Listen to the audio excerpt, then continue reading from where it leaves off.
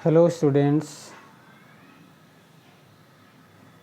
कक्षा 7 के लिए आज के इस हिंदी क्लास में हम आपका स्वागत करते हैं।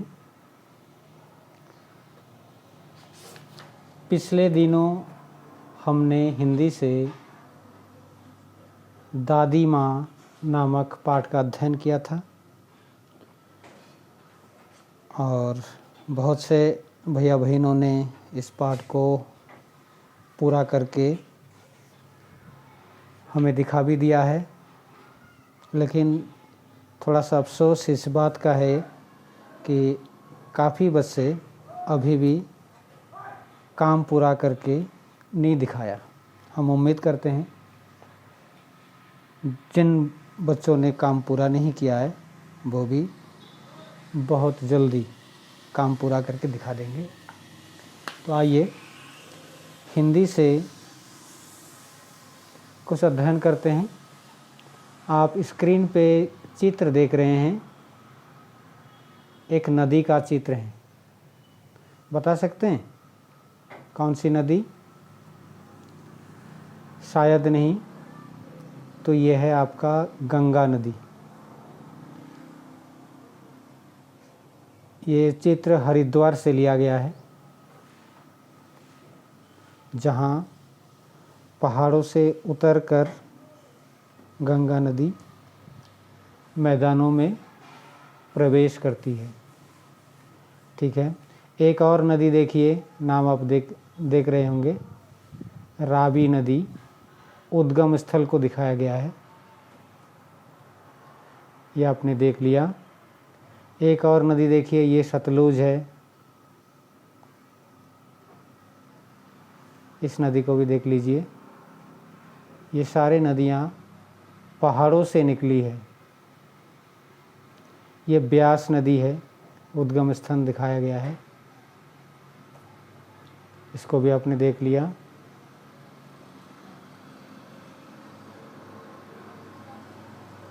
ये भी एक नदी का, ये चिनाव है, चिनाव नदी का चित्र है।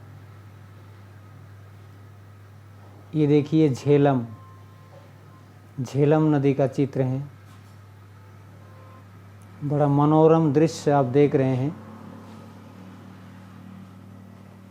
पहाड़ों के बीच से ये नदी निकली है। लगभग ये जिन नदियों को हम देख रहे हैं, ये सभी नदियाँ कहीं ना कहीं पहाड़ों से निकलती है। ये काबुल नदी है, ये देख लिया आपने। तो इस प्रकार से ये सभी नदियाँ हिमालय पर्वत से निकली हुई है। तो आज का आपका पाठ होगा हिमालय की बेटियाँ। लेखक नागार्जुन महाशय ने इन नदियों को हिमालय की बेटी आख्या दिया है कि किस प्रकार से अपने पिता के गोद में किस प्रकार से हंसती खिलखिलाती हुई ये नदियाँ निकलती है और बड़े चंचलता के साथ हिमालय पर्वत से निकलने के बाद ये मैदानों में जाके विशाल रूप ले लेती है। जहाँ से ये नदियाँ निकलती हैं वहाँ देखने से पता नहीं चलता इन नदियों का एक विशाल रूप। जब मैदानों में ये निकल कर आती है तो इनकी विशालता का अनुभव होता है। तो आइए नागार्जुन जी का ये लेख हिमालय की बेटियाँ, किस प्रकार से उन्होंने इन नदियों को हिमालय की बेटियाँ कहा है और किस प्रकार से ये हंसती खिलखिलाती हुई निकलती है और कहाँ कहाँ से निकलती है, तो पाठ के अंतर्गत इसको जानते हैं। पहले हम पाठ का वाचन करेंगे। आप सभी को ध्यानपूर्वक सुनना है, ठीक है? हम इसको वाचन भी करते जाएंगे और साथ साथ इसको समझते भी जाएंगे, ठीक है? तो ध्यान से सुनना है आपको। देखिए मैं शुरू कर रहा हूँ। अभी तक मैंने उन्हें दूर से देखा था। बड़ी गंभीर, शांत, अपने आप में खोई हुई लगती थी। संभ्रांत महिला की भांति वे प्रतीत होती थी। उनके प्रति मेरे दिल में आदर और श्रद्धा के भाव थे। माँ और दादी, मौसी और मामी की गोद की तरह उनकी धारा में डुबकियाँ लगाया करता। परंतु इस बार जब मैं हिमालय के कंधे पर चढ़ा तो वे कुछ और रूप में सामने थी। मैं हैरान था कि यही दुबली पतली गंगा, यही यमुना, यही सतलुज समतल मैदानों में उतरकर विशाल कैसे हो जाती है। इनका उछलना और कूदना, खिलखिलाकर लगातार हंसते जाना, इनकी यह भावभंगी, इनका यह उल्लास कहाँ गायब हो जाता है मैदान में जाकर। किसी लड़की को जब मैं देखता हूँ, किसी कली पर जब मेरा ध्यान अटक जाता है, तब भी इतना कौतूहल और विस्मय नहीं होता जितना कि इन बेटियों की बाल लीला को देखकर। तो देखिए, इस पैराग्राफ में लेखक नागार्जुन जी कहते हैं,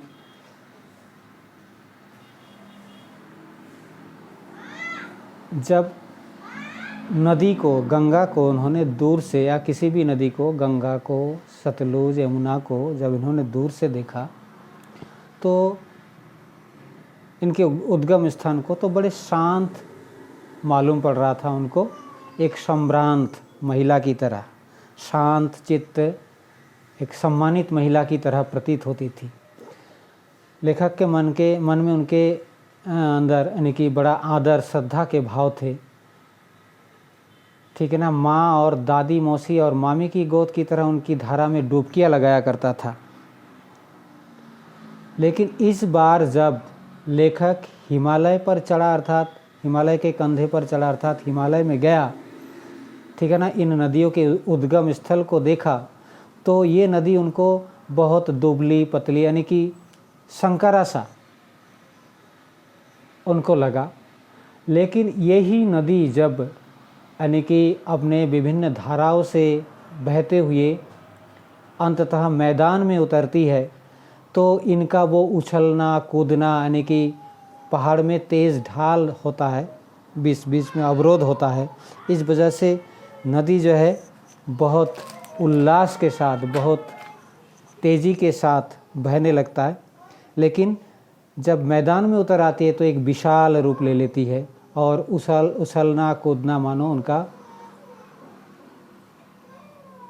काफ़ी हद तक गायब हो जाता है, बंद हो जाता है। तो उनका ये कौतूहल, उनका ये उल्लास जब देखते हैं तो विस्मित हो जाता है, आश्चर्यचकित हो जाता है, यानी कि उनके उद्गम स्थल को देखकर, यानी कि इन बेटियों का, अर्थात इन नदियों का बाल लीला, अर्थात इनके बचपन, अर्थात जहाँ से ये नदी निकलती है वहाँ के रूप और मैदानों में बहते हुए रूप को देखकर विस्मित हो जाता है कि यही हंसती खिलखिलाती तेज़ बहने वाली नदियाँ किस प्रकार से मैदानों में उतरकर बिल्कुल शांत हो जाती है। कहाँ ये भागी जा रही है, यह कौन लक्ष्य है जिसने इन्हें बेचैन कर रखा है। नदियाँ बहती जाती है, कहाँ जा रही है, किससे मिलने जा रही है, कुछ पता नहीं। सोच में पड़ जाते हैं, बेचैन हो जाते हैं कि ये कहाँ चली। अपने महान पिता का विराट प्रेम पाकर भी इनका हृदय अतृप्त ही है, तो वह कौन होगा जो इनकी प्यास मिटा सकेगा। लेखक का कहना है, इनके पिता हिमालय को कहा गया है, हिमालय की गोद से निकलकर ये नदियाँ कहाँ जाना चाहती है और ये किस लिए जाना चाहती है, वहाँ उनको कौन मिलने वाला है कि अपने पिता का ममता यानी कि प्यार भरा स्नेह को छोड़कर ये कहाँ जाना चाहती है। अब आगे वो जा रहे हैं, नदी आगे जा रहे हैं तो कुछ पाने के लिए जा रहे हैं। वो जो प्यास पाने की चाह है तो वो कब तक मिट सकेगा। वह कौन होगा जो उनकी प्यास मिटा सकेगा। बर्फ़ जली नंगी पहाड़ियाँ, छोटे छोटे पौधों से भरी घाटियाँ, बंधुर उपत्यकाएँ, सरसब्ज उपत्यकाएँ, ऐसा है इनका लीला निकेतन। देखिए यहाँ कुछ शब्द आया है, ये बंधुर, बंधुर शब्द का मतलब होता है चोटियों से। शब्द आया, आप देख रहे हैं बंधुर,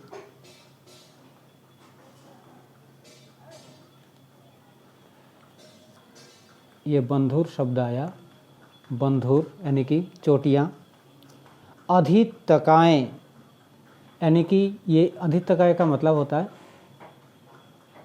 पहाड़ के, यानी कि चोटियों के ऊपर, पहाड़ के ऊपर जो समतल भूमि होता है, समतल जगह, चोटियों के बीच में या चोटियों के ऊपर जो समतल जगह होती है।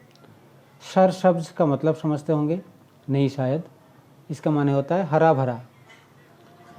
फिर शब्द है उपत्यका, घाटी, अर्थात सर शब्द उपत्यकाएँ का माने हुआ हरी भरी घाटियाँ। निकेतन, घर, निकेतन का मतलब होता है घर। तो जहाँ जहाँ से ये निकल रहे हैं, देखिए ये नदियाँ, वो ऊंची ऊंची चोटियों से, जो यानी कि हरे भरे घाटियों से होकर ये नदियाँ निकल रही, यानी कि इनका बचपन, बचपन का घर, खेलने, लीला निकेतन यानी कि इनके खेलने का जो घर है, बचपन का जो आवास जगह है, उस जगह से संबंधित है ये। तो वहाँ छोड़कर ये निकल रहे हैं। खेलते खेलते जब ये ज़रा दूर निकल जाती है तो देवदार, चीड़, सरो, चिनार, सफ़ेदा, कैल के जंगलों में पहुंचकर शायद इन्हें बीती बातें याद करने का मौका मिल जाता होगा।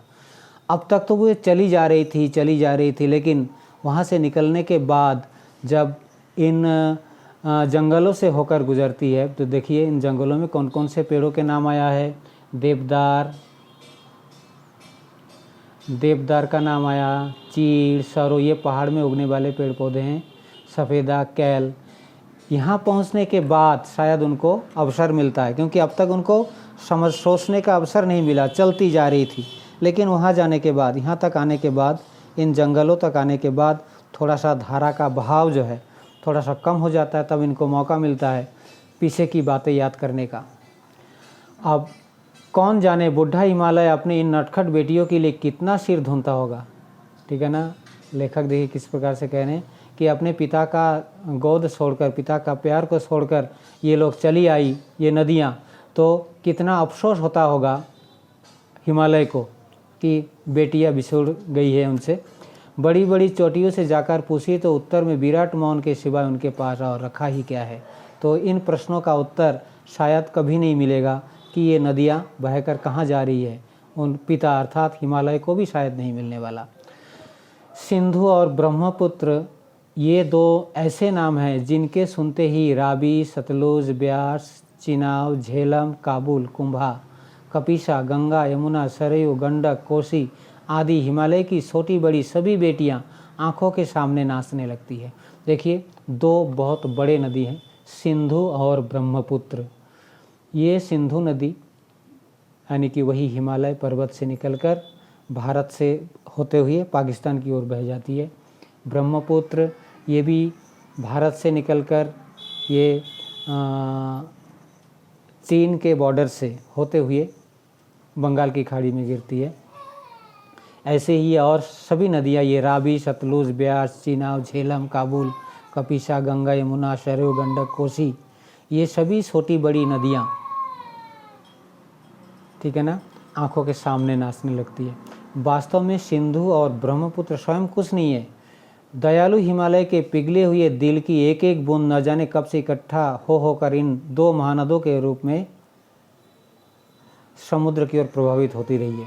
तो आप जान लीजिए ये जो बड़े बड़े नदियां हैं, इन नदियों में पानी कहाँ से आता है। गंगा नदी में या हिमालय से निकलने वाले लगभग सभी नदियों में साल भर पानी रहता है। अर्थात ये पानी आता कहाँ से है। आपने आपके आसपास जो नदियां हैं, इन नदियों में देखा होगा बारिश के मौसम में जब बारिश होती है तब नदियों में बहाव दिखता है, नदियों का पानी बहते हुए आप देख सकते हैं। लेकिन बारिश बंद हो जाता है तो कुछ समय बाद पानी गायब। लेकिन इन नदियों में साल भर पानी कैसे रहता? तो देखिए यहाँ आपको उत्तर मिल जाएगा कि इन नदियों में हिमालय पर्वत के जो बर्फ़ है, वो थोड़ा थोड़ा पिघलता जाता है, बूंद बूंद के रूप में एक एक बूंद को इकट्ठा होता है, यानी कि बहते हुए फिर इकट्ठा होकर नदी का रूप लेते हैं। इस प्रकार से नदी बनता है। हिमालय पर्वत से जो हिमालय पर्वत में जो बर्फ़ जमा होता है वो बर्फ़ साल भर धीरे धीरे पिघलता है, ठीक है ना। पिघलने के बाद वो पानी बनता है, धाराओं से बहकर इकट्ठा होता है, नदी का रूप लेता है और वो नदी धीरे धीरे प्रवाहित होने लगती है और अंततः प्रभावित होकर, ठीक है ना, पहाड़ों से उतरकर मैदानों से बहते हुए अंततः यानी कि समुद्र में जाकर मिल जाती है। जिन्होंने मैदानों में इन नदियों को देखा होगा उनके ख्याल में शायद ही यह बात आ सके कि बूढ़ी हिमालय की गोद में बच्चियाँ बनकर ये कैसे खेला करती थी। जिन्होंने पहाड़ से निकलते हुए नदियों को नहीं देखा होगा वो शायद कल्पना भी नहीं कर सकते कि जब ये यानी कि इनका बचपन जहाँ बीता, अर्थात इनका उद्गम स्थान जहाँ से ये नदियाँ निकली है, वहाँ किस प्रकार से ये बच्चियाँ बनकर किस प्रकार से हंसते खिलखिलाते, यानी कि कल कल सल सल की आवाज़ करते हुए ये नदियाँ निकलती है, आगे की ओर बहती है। माँ बाप की गोद में नंग धड़ंग होकर खेलने वाली इन बालिकाओं का रूप पहाड़ी आदमियों के लिए आकर्षक भले ना हो, लेकिन मुझे तो ऐसा लुभावना प्रतीत हुआ कि वह रूप की हिमालय को ससुर और दामाद को, समुद्र को उसका दामाद कहने में कुछ भी झिझक नहीं होती है। तो लेखक कहते हैं, मैंने भले ही पहाड़ में जो लोग रहते हैं उनके लिए कोई आकर्षण ना हो ये नदियाँ, लेकिन मेरे लिए तो बहुत ही आकर्षक है। अर्थात उनका सोचना है हिमालय की इन बेटियाँ अंततः जाके समुद्र में मिलता है, अर्थात अपने पति से, पति यानी कि समुद्र को बताया उन्होंने, ये बेटियां अंततः अपने पति से मिलने के लिए अर्थात समुद्र से मिलने के लिए इतनी उतावली थी और वहाँ जाके मिल जाती है।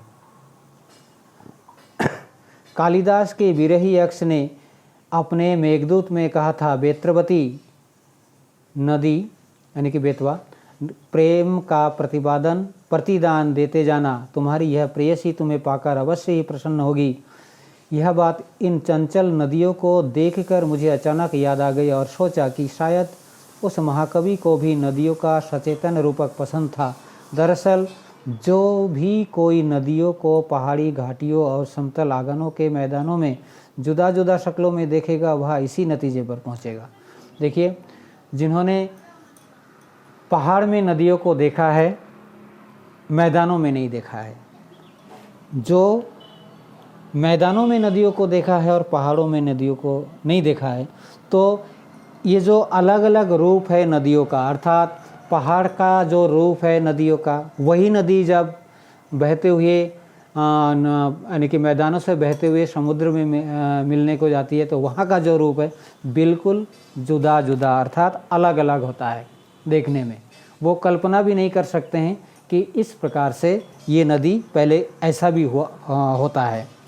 तो कालिदास का मेघदूत का यहाँ थोड़ा सा प्रसंग आया है, तो वहाँ भी बेत्रवती अर्थात बेतवा नदी का उल्लेख है, ठीक है ना। कभी बढ़िया अच्छे मौके पर आपको इस मेघदूत से संबंधित कहानी आपको मैं बताऊंगा। तो वहाँ भी इस बेत्रवती को एक संकेत के रूप में मानकर वहाँ संदेश देते हैं अपने प्रेयसी से मिलने के लिए। तो ये बात कभी हम आपको क्लास में बताएंगे। काका कालेलकर ने नदियों को लोक माता कहा है, किंतु माता बनने से पहले यदि हम इन बेटियों के रूप में देख ले तो क्या हर्ज है। काका कालेलकर ने नदियों को लोक माता कहा, यानी कि माँ का आख्या दिया है, किंतु माता बनने से पहले ये बेटी थी तो उनको बेटी कहना क्या बुरा है, ऐसा लेखक का कहना। यदि थोड़ा आगे चलिए, इन्हीं में अगर हम प्रेयसी की भावना करें तो कैसे रहेगा। ममता का एक और भी धागा है जिसे हम उनके साथ जोड़ सकते हैं। बहन का स्थान कितने कवियों ने इन नदियों को दिया है। एक दिन मेरी भी ऐसी भावना हुई थी। थोलिंग तिब्बत की बात है। मन उचट गया था, तबीयत ढीली थी। सतलज के किनारे जाकर बैठ गया। दोपहर का समय था, पैर लटका दिए पानी में। थोड़ी ही देर में उस प्रगतिशील जल ने असर डाला, तन और मन ताज़ा हो गया और लगा मैं गुनगुनाने। तो काका कालेलकर ने नदियों को लोक माता के साथ साथ एक बहन का रूप, एक बेटी का रूप तथा एक प्रेयसी के रूप में उन्होंने नदियों को यानी कि माना है। तो ये बड़ा मन भावन दृश्य होता है। कवि ने लेखक ने इन नदियों को यानी कि अपने उस जो जहाँ से नदियाँ निकलती है उस रूप का वर्णन किया है, जहाँ से ये बहती है मैदानों से होकर उस रूप का वर्णन किया है। नेक्स्ट जहाँ समुद्र में मिल जाता है अर्थात अपने प्रियतम से जाकर उनका मिलन होता है, एक प्रेयसी के रूप में अपने प्रियतम से मिलते हैं अर्थात समुद्र में जा मिलते हैं, उस चीज़ का भी बड़ा सुंदर ढंग से वर्णन किया है। ठीक है ना। तो जब उनका मन तरोताज़ा हो गया लेखक तो ये गुनगुनाने लगे, जय हो सतलज बहन तुम्हारी, लीला अचरज बहन तुम्हारी, हुआ मुदित मन हटा खुमारी, जाऊं मैं तुम पर बलिहारी, तुम बेटी यह बाप हिमालय, चिंतित पर चुपचाप हिमालय, प्रकृति नटी के चित्रित तट पर, अनुपम अद्भुत साप हिमालय, जय हो सतलज बहन तुम्हारी। तो इस प्रकार से नागार्जुन महोदय ने बड़ा सुंदर कविता ये लिखा है और ये पाठ का हमने वाचन किया। साथ ही साथ हमने आपको इसका व्याख्या भी हमने साथ साथ काफ़ी आपको बताया। ठीक है ना। इसके बाद पाठ को जो है इसके प्रश्नोत्तर का तैयारी करना है। तो आपको बताऊं, सबसे पहले आप पाठ को कम से कम 2 बार पढ़ लेंगे, शुरू से लेकर बड़े शांत मन से ध्यान लगाकर पाठ को 2 बार पढ़ लेंगे। ज़्यादा समय नहीं लगेगा आपको, 15-15 मिनट में हो जाएगा। तो उसके बाद 15-15 मिनट आधे घंटे के बाद आप प्रश्नोत्तर की तैयारी करेंगे। ठीक है। आइए इन प्रश्नोत्तर का भी हम थोड़ा सा तैयारी कर लेते हैं।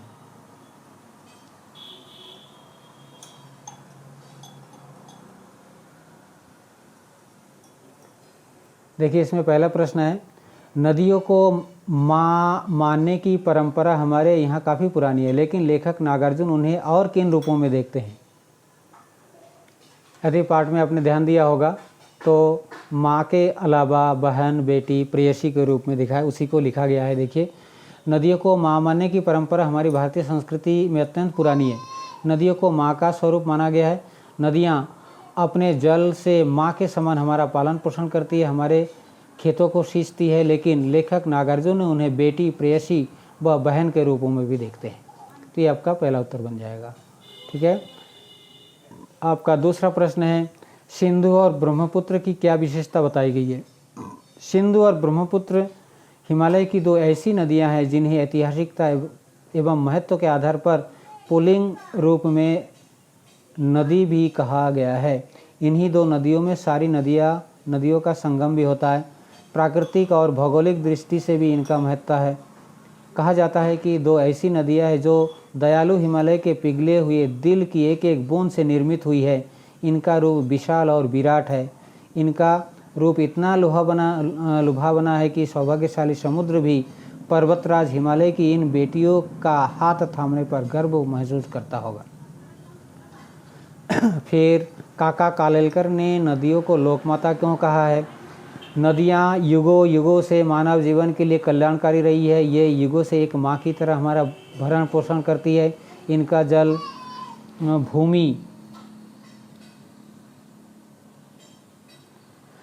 की उर्वरा शक्ति को बढ़ाने में विशेष भूमिका निभाता है। इसलिए नदियाँ माता के समान पूजनीय, पवित्र एवं कल्याणकारी है। मानव नदी को दूषित करने में कोई कसर नहीं छोड़ता, परंतु इसके बावजूद भी अपार दुख, गंदगी, अवहेलना नदियों को माँ के समान अवहेलना सहकर भी हमारा कल्याण उसी प्रकार करती है जैसे अपने नालायक पुत्र का कल्याण माँ चाहती है। अतः काका कालेलकर ने नदियों को माँ के समान विशेषताओं के कारण उन्हें लोकमाता का दर्जा दिया है। तो देखिए इसका सारांश यही है कि जिस प्रकार से एक माँ अपने बच्चों का पालन पोषण करती है, बच्चा भले ही कितना ही बुरा क्यों ना हो लेकिन फिर भी एक ममतामयी माँ उनका पालन पोषण करती है। तो नदियाँ भी ऐसी है, नदियों को हम कितना दूषित कर रहे हैं, कितना प्रदूषण फैला रहे हैं, उसके बावजूद भी हमारा पोषण करती है। हिमालय की यात्रा में लेखक किन किन की प्रशंसा की है, तो आप उत्तर में देखिए नदियों की यानी कि हिमालय की अनुपम छटा,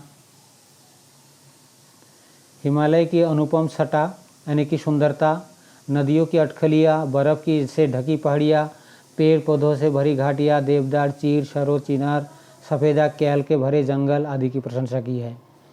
फिर यह लेख 47 में लिखा गया था, तब से हिमालय से निकलने वाली नदियों में क्या क्या बदलाव आए हैं। तो देखिए आज लगभग 70-72 साल हो गए हैं ये लेख लिखे गए हैं। आज नदियों को यदि देखें तो बहुत परिवर्तन आया हुआ है इसमें, यानी कि नदियों का जो मूल स्वरूप था वो खो गया है। हिमालय से निकलने वाली नदियाँ अब अपनी पवित्रता और मूल रूप को प्रदूषण के कारण खो चुकी है। मैदानी क्षेत्र में आते आते शहरों की गंदगी इस हद तक मिल जाती है कि स्वच्छता का नामो निशान मिट जाता है। गंगा यमुना जैसी नदियाँ इसका ज्वलंत उदाहरण है। आपने सुना होगा कि नदियाँ इसमें बहुत ज़्यादा प्रदूषित हो चुकी है।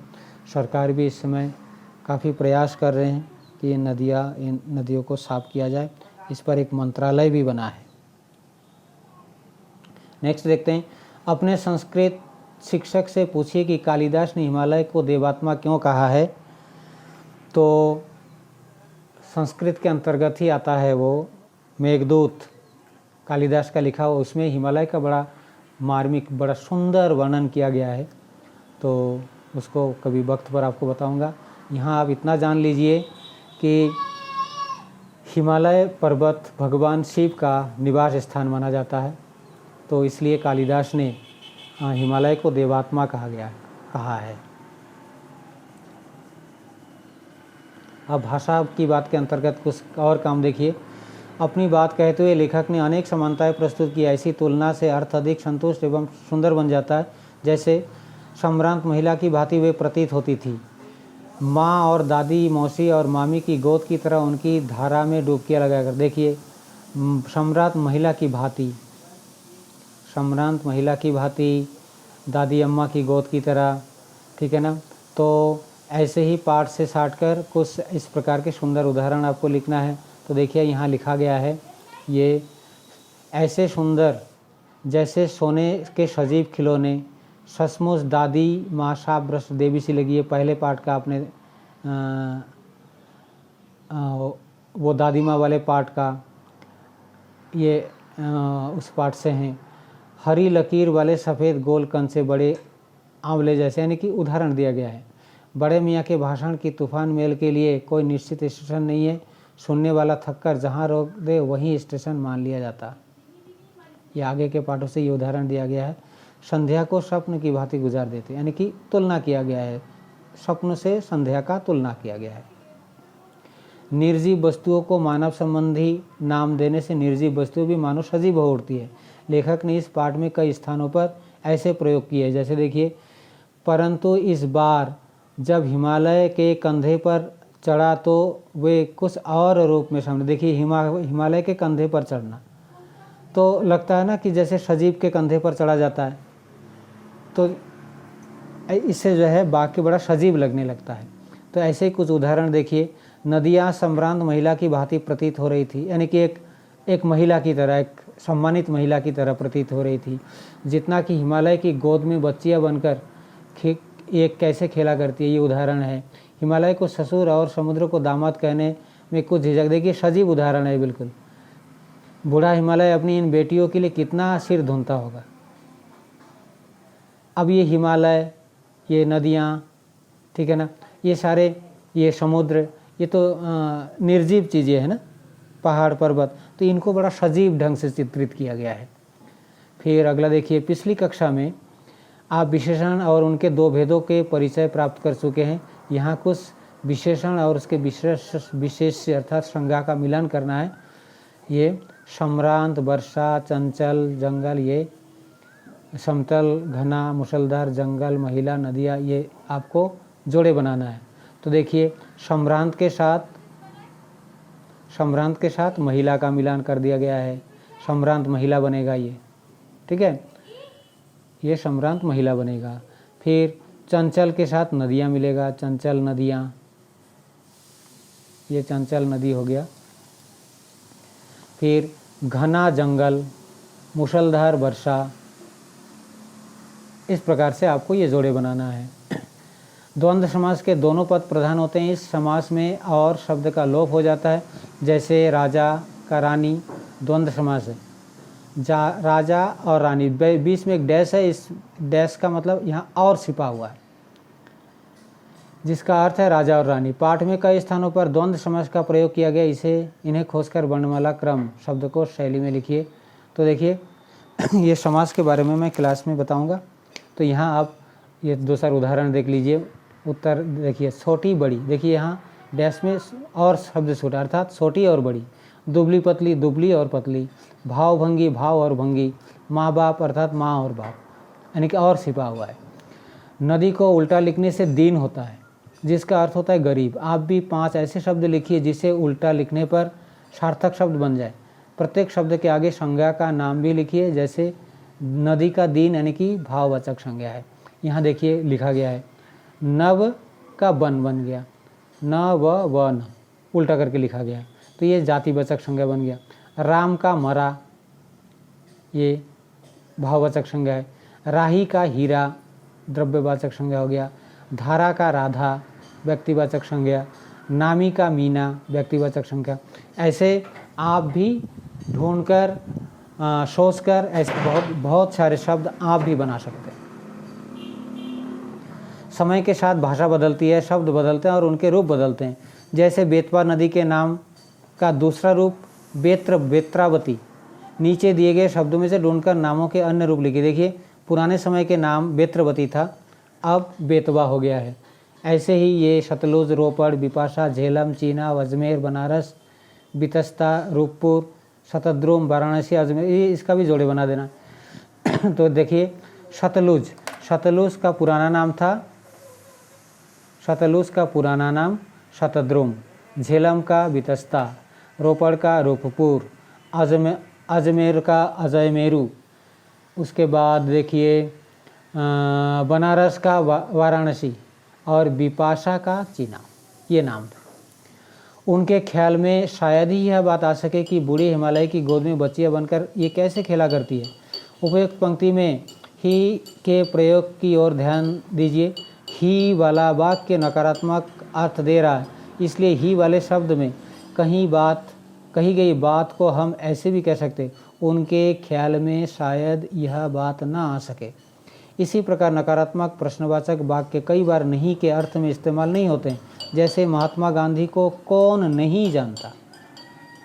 दोनों प्रकार के वाक्यों में समान 3 उदाहरण सोचिए और इस दृष्टि से उनके विश्लेषण कीजिए।